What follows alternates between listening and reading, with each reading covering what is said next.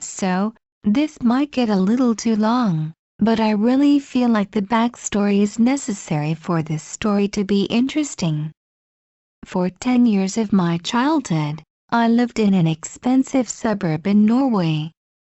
It was a nice neighborhood, but for some reason it had a lot of issues with kidnapping and pedophiles.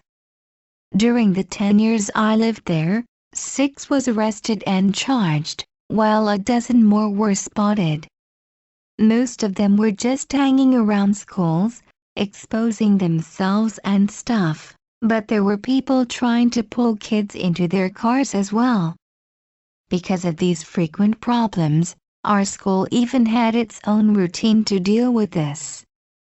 We didn't walk home alone, we didn't get to talk to any adult stopping by and stuff like that.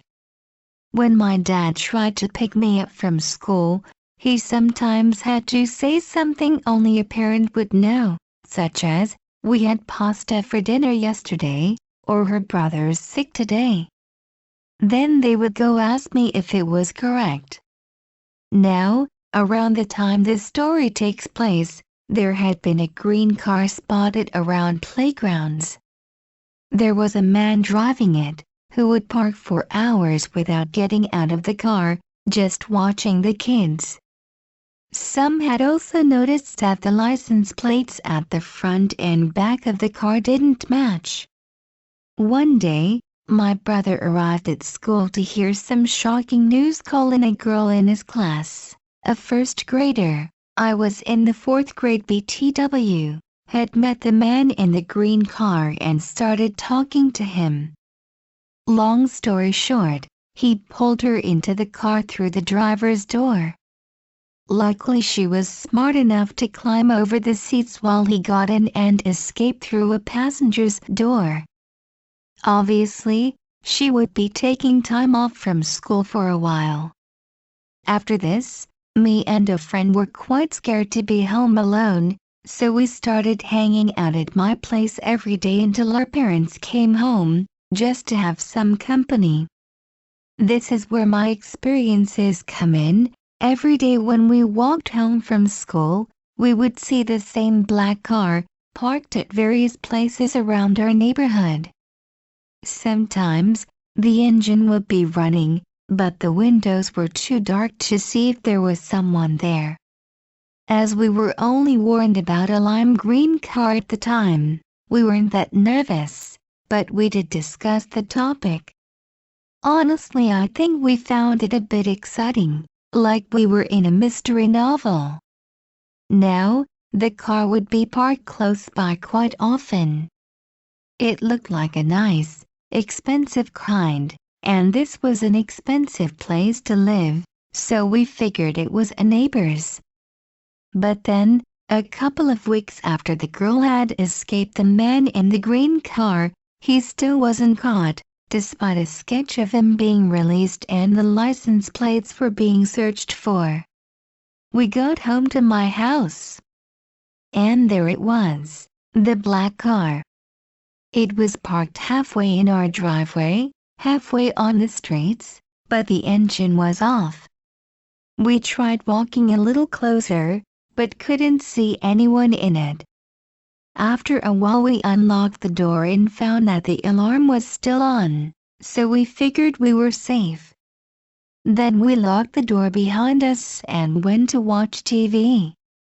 What we didn't consider is that the alarm only worked downstairs.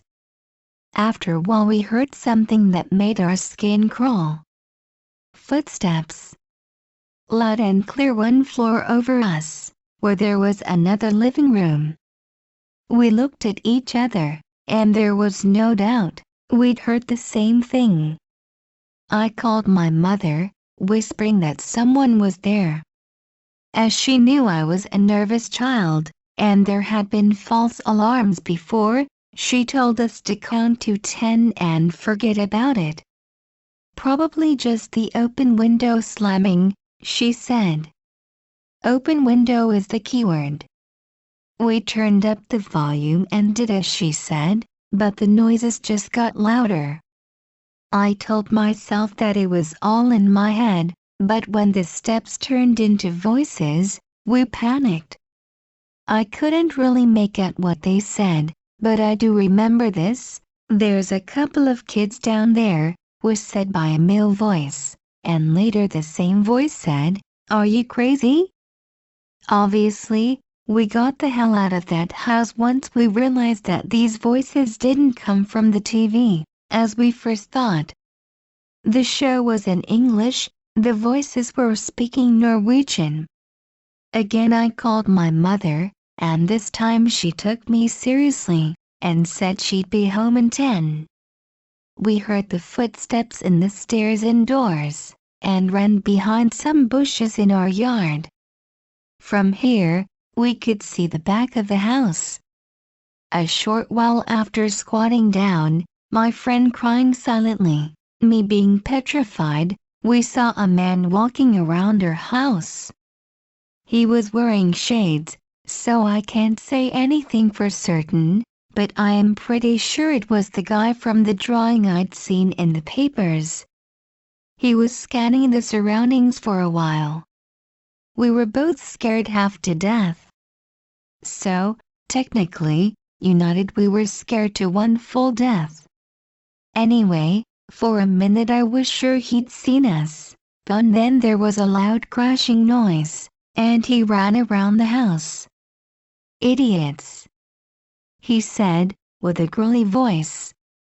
He was quite young as well actually, it would have surprised me if he turned 30. In the next minute we heard the black car starting and driving away.